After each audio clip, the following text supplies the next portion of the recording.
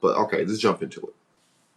What I'm going to talk about today is the 7 issues that new business owners face that kill entrepreneurs literally in the cradle. And a lot of this has to do with distraction. A lot of it has to do with hubris. A lot of it just has to do with lifing. But the bottom line is these are the 7 things that cause the most problems for new entrepreneurs. The first being social media. I know you're looking at a kind of like social media platform now here on Substack, right? But if I were to show up on YouTube or LinkedIn, that's social media. And I'm telling you, consume less of it. Now, why am I sharing that? Because the bottom line is when you look at a lot of the social media gurus that are out there, when you look at the individuals who are talking about entrepreneurship, they paint this picture that somehow because you chose entrepreneurship, money's going to rain from the sky like manna, and that you can earn $1 million in 3 months. You can earn $1 million in a year. And the bottom line is, it just realistically doesn't happen that way. Now, like, is it easier to start up a business and have success than it ever was 5, 10, 20, 30 years ago? I'm here to tell you, indeed it is. It's a lot easier to do that. Give me one moment. My goodness. Okay. Suffer from a bit of head cold too. Anyway, is it easier to do it than it had been in any previous time? Indeed it was. It is. But the bottom line is it still doesn't work that way. When you see entrepreneurs who are having success, it's not that they achieved success overnight. You just found out about it overnight, right? When you talk to individuals, by and large, they've taken years to build skill stacks, experience stacks, talent stacks, relationship stacks. There's all these deficits you have when you come into entrepreneurship, especially if you haven't tried your hand at a particular endeavor or you haven't developed expertise. And it takes time to develop those things. It's like baking a cake. And what ends up happening is you work, you fail, you fail, you work, you learn, you evaluate. If you are persistent and enthusiastic, if you are just as enthusiastic during your failures as you are in your successes, you attract talent, people around you, and it's that swirl, right? It's that cake that starts to cook, or that gumbo that starts to cook. And then at some point, the combination lock, so to speak, the right ingredients are there and you begin to have success. And we know what many of those ingredients are. And I'm a can-do person. I'm not a can't-do person, but so I'm going to come back to that at another time. But that's one of the biggest issues, false expectations. People believing, one of my business mentors always said, the biggest mistake that people make, particularly entrepreneurs, is underestimating what can be accomplished over the long term and overestimating over the short term. You set these false expectations for yourself and then they're like gut punches and then people fall off. So that's number 1. False expectations. You need to know there's a price to be paid. There are certain ingredients you need to be willing to take the time to cook.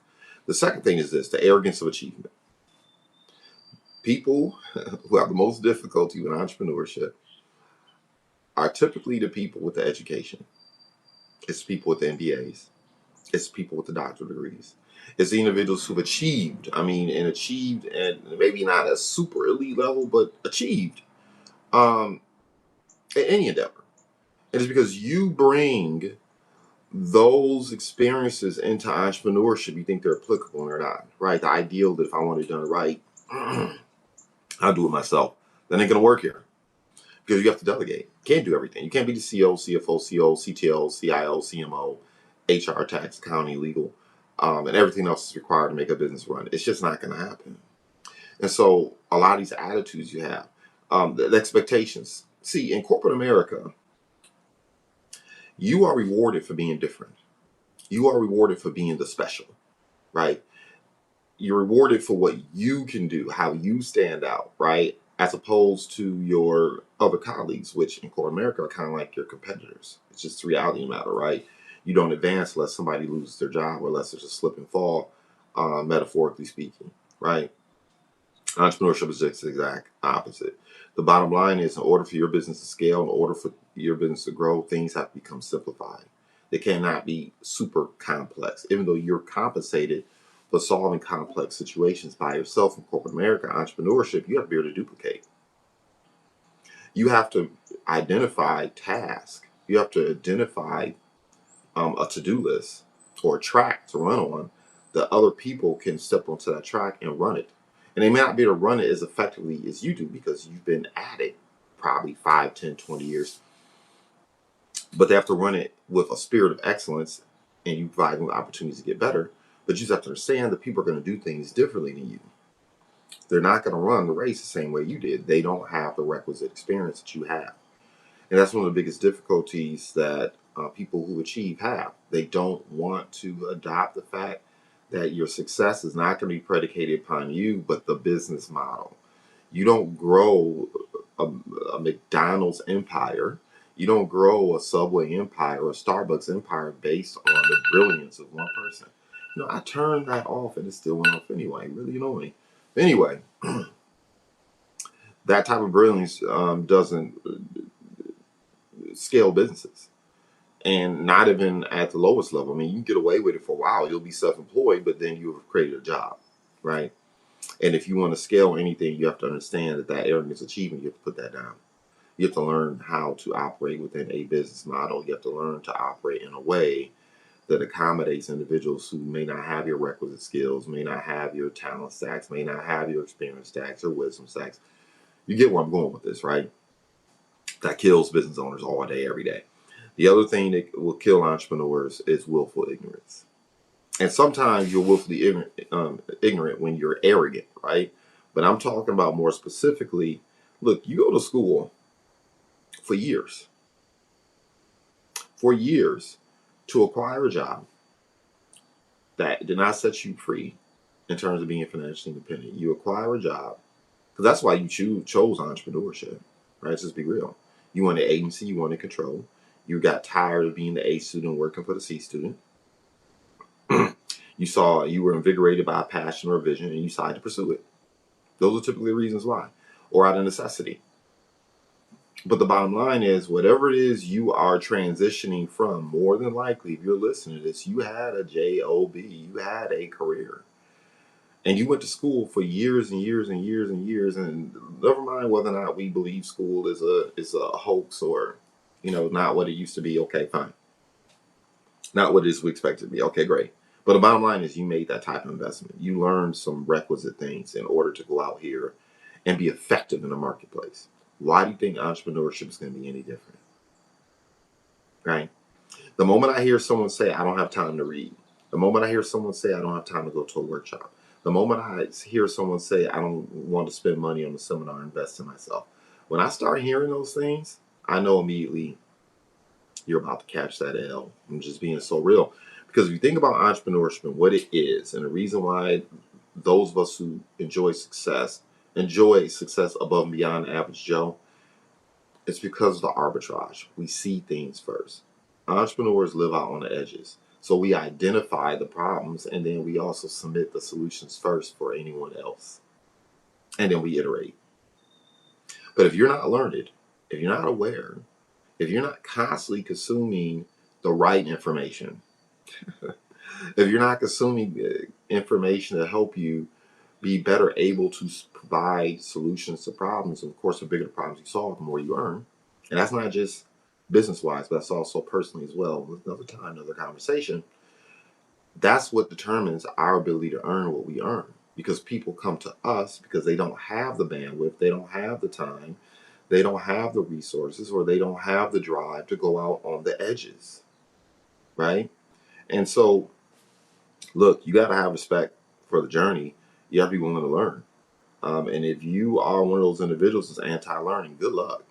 You can survive for a little while, but eventually, man, the pace of change and the way we have evolved as society and just human beings in general and technology and everything else, man, your success is going to be short-lived. It's going to be painful. The reason why I chose entrepreneurship is because I wanted to invest a lot of time and energy up front. I knew there was a price. I knew I wasn't going to get paid for the things I was doing at the time. So later on, I could be compensated for things I no longer have to do. Because I've built assets, I've built businesses, I've built business models. And I've learned how to do those things along the way, right? Some of you are going about it the opposite way. Yeah, you're earning the money up front, but man, the tail end is going to be ugly. And you're not going to have the legs in your 50s and 60s, or heaven forbid, your 70s, that you did in your 30s and your 40s. And yeah, you work differently as you age, but man, you better have a foundation of success to work off of. Anyway, moving on. So look, respect for the journey. I guess I could have made 7 and a 6. The respect for the journey and the low esteem piece is really huge, right? The bottom line is Americans in general, but I'm going to be more specific, talking to my ebony complected people, is that, look, full of confidence, no esteem. Full of confidence, no esteem. There are a couple things that I just refuse to do. Number one, I've gotten to the point where I refuse to get into certain fights and conflicts. I'm confident enough to know what I know. I'm confident to know that I'm constantly willing to learn. I'm constantly willing to take in information, insights. So I really don't indulge in arguments with people about certain types of things anymore. It just doesn't serve me, right? And oftentimes people spend a lot of time arguing and fighting over things that just aren't all that important. There's a book out there with Patrick David. I think it's Choose Your Enemies Wisely, and he talks about this. Same thing. 2 books that I enjoy of his. I think the next one is The Next 5 Moves. And the bottom line is, if you are not an obstacle to my success, I'm not going to argue with you, right? I have too much esteem for the work that I'm doing, and quite frankly, I have too much esteem for the other person. It's like, look, it's all good. We disagree. We keep it moving. Things we can collaborate on and work together on and corroborate on. Hey, let's do it. Things we can't, let's just keep it moving, right? I don't have to prove that I'm better than you. I don't have to prove that I'm smarter than you. I don't have to prove any of those things. The only thing I'm going to do is just be more effective than you and outwork you behind where it becomes readily apparent that I am better at some things, right? But I don't have to prove anything to you, right? But some of us have confidence, not enough esteem. It can also be found in something else I refuse to do. Look, if I'm getting in a conflict with someone, I disagree with them, particularly in my ecosystem. There's enough hatred and vitriol to go around. I just refuse to participate in it. I was listening to a funny talk that Johnny Depp gave recently, and he was talking about somebody asked him, "Don't you hate what transpired? Don't you hate the people who caused you pain over the last several years?" He says, "Hate, man, it's an expensive emotion. It's an expensive emotion. You have to care about people that hate them. You have to care about something involving them. I'd rather not, right? I feel the exact same way. It's like I don't have time to hate. I rather spend my energies not compromising and arguing and fighting, but spending my energy building tolerabilities. So I refuse to go out, and entrepreneurs get caught up in this a lot. You get caught up in the circle of constantly evaluating, pocket watching, and talking about other people all the time when you should be focused on your game, right? I'm not going to hate on someone, especially if they've achieved a certain modicum of success. It doesn't have to be much. I know how difficult this game is. I know how challenging it is to just earn a living and be able to pay your bills as an entrepreneur, much less scale and grow something, right? Where you're employing people. It is extremely difficult. That is a process. If you've done it, unless they were born on third base, they paid a price. So I'm not going to tear down somebody else's building. What I'm going to do is build taller buildings. Now, look, there are times where you got to go punch somebody in the face. There's times where you do have to knock people's teeth out. But it's not nearly as frequently as you think. Majority of the time, people are just being people. They're just being competitive. They're just, out here doing whatever it is they're doing. It's not like they woke up today and thought about you and said, you are the person that I want to bring pain and bad consequences to. No, people are just peopling, right? And when you have a certain degree of esteem for yourself and esteem for the people you work with, you don't spend time, that is, tearing down their buildings, right? You build taller buildings and you keep it moving. You complete each other rather than compete each other. Competition can be good when you're challenging each other, pressing each other, pushing each other towards a goal, right? It becomes bad when the goal becomes to tear down each other. Hopefully, excuse me. I need some water, but I don't have time to get to it. Little kids rustling around. But you don't have time to get to it. Okay. All right. Last but not least, well, not last but not least, but second last, social bias. One of the biggest things that kill entrepreneurs in the cradle is proximity to the people around you, right? The bottom line is most families don't have people in the family that have achieved at a very high level, 6 figures plus, right, as entrepreneurs. They just don't have them in the family. because they don't have it in the family. There's a bias, right? You haven't seen it, so you don't believe it. It's an absence of vision. When I talk to entrepreneurs and I ask them, look, where do you see for yourself 6 months from now, a year from now, 3 years from now, 5 years from now? In a moment they say, I got this little thing that I'm doing, or I got this little meeting that I'm doing, or I got this little this or this little that. You know what I'm talking about. I have this small this, I have this small that. I know right then and there this person's in trouble. Because if you're not thinking big, if you don't have something, a motivation, a locomotive, right? A crazy motivation that will enlist you in the work even when you don't feel like it, you're going to be in trouble. You're not going to do what's necessary. There could be nothing little about what you do. There could be nothing little about your motivation. There could be nothing little about your vision. Number one, if you're going to be an entrepreneur, your vision has to be big enough to accommodate all the things that need to transpire in order for you to have success. So you're thinking this little thing, that's all you're going to be building is this little thing for the rest of your life. And little things don't last long in an entrepreneur game. You get gobbled up, right? There is going to be another crisis is going to occur. It's not always a medical. Sometimes it's financial. Sometimes it's personal. Sometimes it's spiritual. Sometimes it's materially. Like crisis occurs all the time. Just because you chose entrepreneurship, it's not going to stop. And if you're doing little things, you're going to get steamrolled, right? You need to be the car driving down the freeway at 1,000,000 miles per hour. You get the point. I'm not recommending speeding. You know what I'm saying? So when the crisis and the issues come up, you're the force of nature, and those things smack off your windshield like gnats, and you just take your windshield wiper and wipe them off. Right? You have to be big. You have to have velocity. You have to have belief. You have to have the type of vision that is so strong that it inspires people to patronize you and inspires people to join you. You're going to need advocates along the way. And so I'm always concerned about that social bias, right? That proximity bias where you become a victim of people telling you what you can't do or how far you can't go, or maybe perhaps because you haven't seen a certain type of performance before, you think it's not possible. It's all possible. I hear people say, I've heard numerous times people say, it's impossible till someone does it, right? So that's the other thing that kills entrepreneurs. And last but not least, and I'll wrap up here, because I am more than 15 minutes in, I think, and I'm about to be 15 minutes in. I wanted to be about 10 minutes long. All right, so here we go. Avoiding the work. Yep, avoiding the hard work. So many entrepreneurs spend so much time in the beginning trying to take shortcuts, looking for ways to skirt responsibility and accountability, looking for ways to skirt the work, the dirt, the phone calls, the knocking on doors, or the going to networking events. We want the easy way out, right? I see a lot of people dip into social media trying to build their business, and social media is definitely invaluable, right?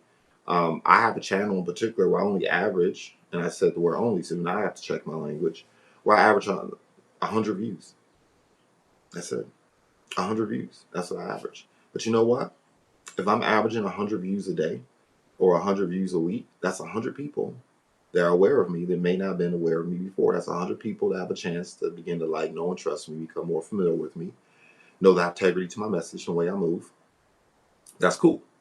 But you're not going to build a solid stream of revenues in any business endeavor with 100 people. I'm sorry, it's not going to happen. With just 100 people just looking, that ain't going to happen. And some people don't understand it takes time, right? I have probably 40,000 followers across all of my social media channels, predominantly on LinkedIn. It took time to build that. I didn't pay a fee. I didn't play these games people paid. It was belly to belly, eyeball to eyeball, interacting with people, taking an active interest, going back and forth. Lately, I've been neglecting my LinkedIn. I need to jump back into it again, but you get the point. And if you think that you're going to jump online and become Mr. Beast, or become some of these individuals who have millions of followers overnight, that's a definitely disrespect to the entrepreneur process. It's not going to happen, right? You're going to have to be willing to shake hands. You're going to have to be willing to go out there and expose yourself in ways that you probably are uncomfortable with. Success as an entrepreneur is found outside the comfort zone. That's never going to change. So often people are seeking comfort in the work that they do. This is not W-2. This is not a job. This is not a situation where you can show up to work and still get a check whether you perform or not. And even in that situation, you're going to get caught up sooner or later. This is entrepreneurship.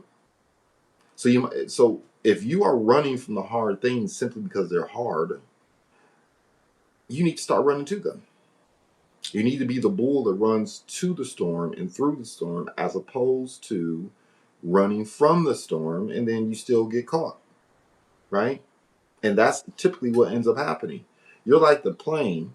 It doesn't expend all the fuel that's necessary to get off the ground, so you avoid the poles, the buildings, so you overcome gravity and all the things the plane could potentially smack into or cause problems till you get to a comfortable height where you can sail. Some of you are not expending enough fuel, especially in the beginning. You're trying to play it safe. Or once again, you're avoiding the hard. No, it's spend the fuel so you don't run into the buildings and the light poles. So when disability, untimely deaths, um, financial crisis, an issue transpires, you have created enough momentum to get off the ground where when those situations happen, you're coasting. And that's entrepreneurship. That's what it is. You're fighting gravity, people's opinions. And then you're fighting all the things that are continue to happen along the way, competition, et cetera, et cetera, et cetera. You have to get off the ground to a comfortable altitude to stop avoiding the work. The bottom line is so many people spend so little. You've wasted so much time avoiding it, right? You're trying to avoid expending the fuel, and then it's just a bumpy ride, right? The turbulence is constant. The issues are constant. Everything is painful. You have not gotten off the ground high enough. And that is probably the number one horseman that kills the most entrepreneurs. Is that right there? Is that right there? Avoiding, because you spend 5 months. I mean, I've seen entrepreneurs spend 5 years avoiding the work. And that's why they never made the transition into building an asset that pays them whether they go to work or not. Everything stays a solo endeavor. Nothing wrong with it, because there's some people who enjoy that. But that's a tough road to go, man, when you are when you're the one and only. Okay, there's only so many hours in the day. You're only one person. You know where I'm going with this. So with that being said, I'm going to go ahead and wrap it up. Got to get the kids up, make it happen, start doing that parenthood, daddy thing, and then jump back into the work. Hope this serves you as always. Celebrate success in advance. Goodbye for now.